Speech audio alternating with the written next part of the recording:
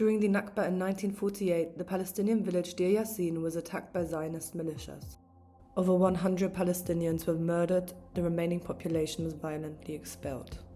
A Jewish neighborhood was later built on top of the village. Deir Yassin was erased.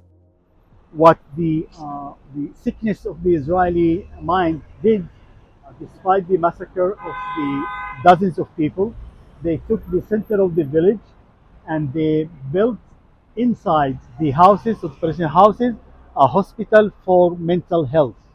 And imagine that people are actually living in the Palestinian houses that passed massacre in order to have a process of healing, mental healing. It's crazy, this dissonance between what happened here and what the Israelis made it. So the people of Deir Yassin drew the map of their village, and this building, which is over here still standing, is the school, the boys' school of Deir Yassin that was built in 1942.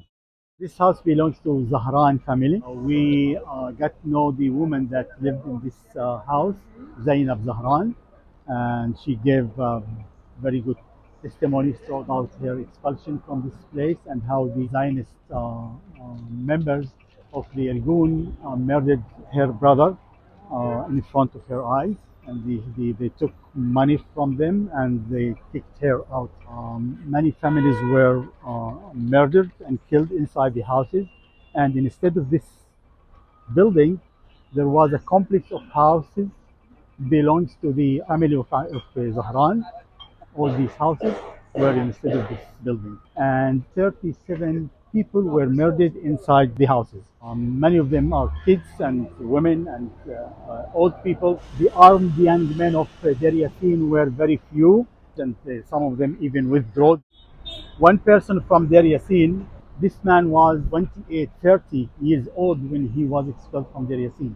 So he knew very well the village and the story and the neighbors, and he had contact with some Jewish from the Givat Shaul neighborhood. And in 1967, there's a story that one of his friends, he called him Yaqub al-Iraqi, they met and they came together to the village. And Abu Mahmoud came to that well and he started to pray. Yaqub asked him, why you do that?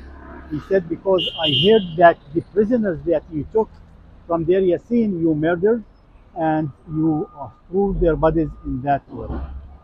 And he said, I know the story that some of the men of the village were taken in prison and they were murdered in the same day, but their bodies were thrown not here but in the area of the stones.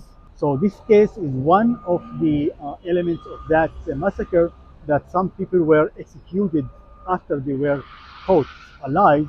The other terrible story is to this area. Over here was a bakery, and the attack was in the early morning while the women of Deir Yassin starting to come to the bakery to cook, and the bakery was attacked and the women just ran away, and one of them saw the attackers taking the two men and throwing them inside the fire. They actually killed them inside the oven of the bakery.